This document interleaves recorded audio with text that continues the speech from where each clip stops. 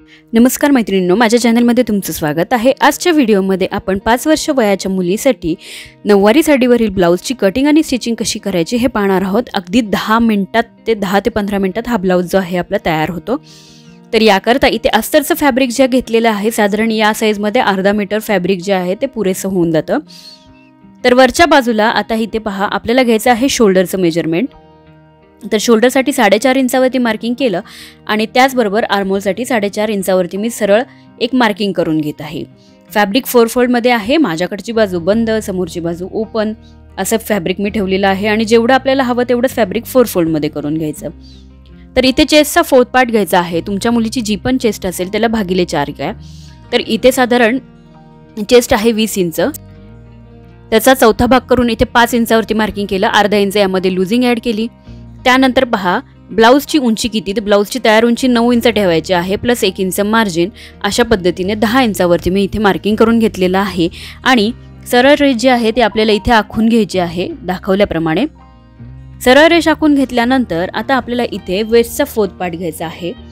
तर तुमच्या मुलीची जी पण वेस्ट आहे तिला भागिले 4 करून घ्या। वेस्ट आहे 18 इंच, भागिले 4 करून घेतला आपण इथे, किंवा टेप अशा पद्धतीने 4 वेळा फोल्ड करून घेतला आणि मार्किंग केलं। आता आपल्याला काय करायचं आहे, जो पुढचा आहे भाग ब्लाऊजचा त्यामध्ये आपल्याला काय करायचं आहे, साधारण पुढे आणि मागे अर्धा इंचाचे टक्स असे जे टाकून घ्यायचे। तर इथे मी परत अर्धा ते 1 इंच मार्जिन जे आहे वाढवून घेतली, म्हणजे जसं वरती 5.5 घेतलं तसंच खाली पण आपण 1 इंच एक्स्ट्रा घेतलं, तर तिथे देखील 5.5 इंचावरती मार्किंग केलं। दोन्ही पॉईंट्स कनेक्ट करून घेतले। त्यानंतर फ्रंट आर्महोलसाठी 1 इंच आणि बॅक आर्महोलसाठी 1.5 इंचावरती मार्किंग करून घेतलं। त्याचबरोबर आर्महोलची जी रेष आहे त्याचा सेंटर काढून घ्यायचा आहे। अशा पद्धतीने टेप फक्त फोल्ड करून घ्यायचा आहे तुम्हाला आणि तिथूनच तुम्हाला सेंटर करून घ्यायचा।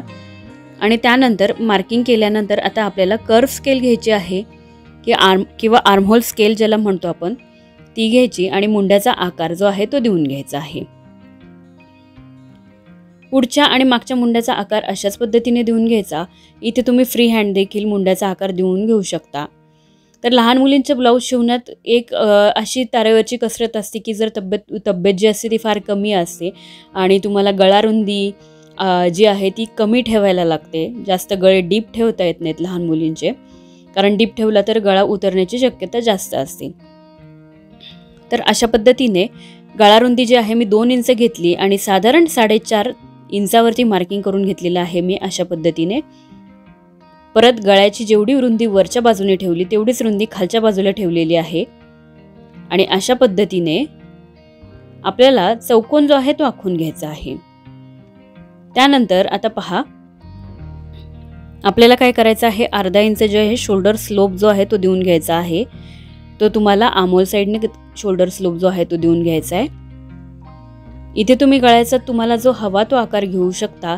तर या साईजमध्ये मी इथे गळ्याचा जो आकार आहे तो कर्व स्केलनी गोल आकार देऊन घेणार आहे। गोल आकार जो आहे तो छान दिसतो, पानगळा देखील तुम्ही घेऊ शकता। पुढचा गळा जो आहे गोल घेतला। आता आपल्याला काय करायचं आहे, सुरुवातीला गळ्याची कटिंग न करता फक्त बॅक आर्महोलची कटिंग करून दोन्ही पार्ट सेपरेट करून घ्यायचे। जो फ्रंट पार्ट आहे त्याच्यामध्ये 2.5 इंचावरती एक मार्किंग केलं, साधारण 2 ते 2.5 इंचावरती, आणि उंचीला 3 ते 3.5 इंच असा टक्स मी इथे करून घेतलेला आहे आणि साधारण अर्धाच इंचाचा हा टक्स आपण फ्रंट पार्टमध्ये घेतला। बॅक पार्ट्स घेतलेला आहे इथे मी। आणि आता काय करायचं हे पहा, बॅक पार्टसाठी साधारण इथे 2 इंचावरती मी मार्किंग केलेलं आहे। गळा रुंदी जी आहे 2 इंच घेतलेली आहे आणि खालच्या बाजूने साधारण 3.5 इंचावरती मी एक मार्किंग करून घेतलेलं आहे। 3.5 इंचावरती मार्किंग करून घेतलं आणि खाली पण आपण अशा पद्धतीने 2 इंच जे आहे साधारण 2 ते 2.25 इंच जेवढी वरच्या बाजूने गळा रुंदी घेतली तेवढीच खाली देखील घ्यायची। आता इथे एक बॉक्स जो आहे तो आखून घ्यायचा। अगदीच साध्या सोप्या पद्धतीने घरच्या घरी तुम्ही लहान मुलीचा ब्लाऊज जो आहे तो बनवू शकता।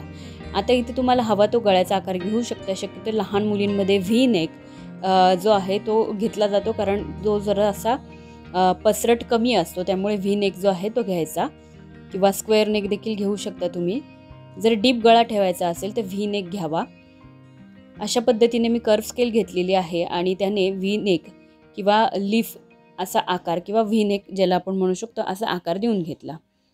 आता हा ब्लाऊज जो असणार आहे आपला तो बॅक ओपन असणार आहे। अशा पद्धतीने दोन्ही गळ्यांची जी आहे व्यवस्थित कटिंग करून घेतली। रिमेनिंग फॅब्रिकमधून किंवा उरलेल्या फॅब्रिकमधून स्लीव्सची कटिंग करायची। स्लीव्सची उंची 3.5 इंच घेतली, फॅब्रिक 4 फोल्डमध्ये आहे। त्यानंतर आता बॉटम जो आहे स्लीव्सचा तो किती घ्यायचा, तर हे पहा 4 इंच जो आहे, 3.5 ते 4 इंच बॉटम आपल्याला तयार ठेवायचा। प्लस बॉटममध्ये आपण 1.5 इंच मार्जिन ॲड करून घेतलेली आहे अशा पद्धतीने। आता काय करायचं, सुरुवातीला आपल्याला वरची जी बाजू आहे, वरचं जे मार्किंग केलं उंचीचं, तिथून आपल्याला एक सरळ रेष जी आहे ती आखून घ्यायची, किंवा अंदाजे देखील तुम्ही इथे बॉक्स ड्रॉ केला तरी चालणार आहे। तर इथे मी साधारण अशा पद्धतीने सरळ रेष जी आहे ती आखून घेतली आणि एक बॉक्स जो आहे तो आखून घेतला। वरच्या बाजूने साधारण 2 इंचावरती मी मार्किंग केलं आणि क्रॉसमध्ये चेक केलं तर जेवढा आर्महोल आहे आपला 4.5 इंच प्लस त्याच्यामध्ये 1.5 इंच मार्जिन, अशा पद्धतीने इंच टेप क्रॉस ठेवून घेतला तर परफेक्ट आपला जेवढा आर्महोल आहे तेवढीच आपली स्लीव्ज जी आहे इथे तयार होते किंवा कट होते। टेप नेहमी तिरका ठेवायचा आणि मुंड्याचा जो आकार आहे तो मोजून घ्यायचा। बाहीचा आकार देऊन घेतला आणि अशा पद्धतीने तिरकस 2 रेषा आखून घेतल्या, एक जी आहे मार्जिनची आणि फिटिंगची। अशा पद्धतीने 2 तिरकस रेषा आखून घेतल्या आणि स्लीव्सची जी आहे आपली इथे व्यवस्थित अशी मार्किंग झालेली आहे। 1/2 इंच आतून साधारण आपल्याला असा आकार देऊन घ्यायचा, जो की फ्रंट आर्महोलचा आपला आकार असणार आहे।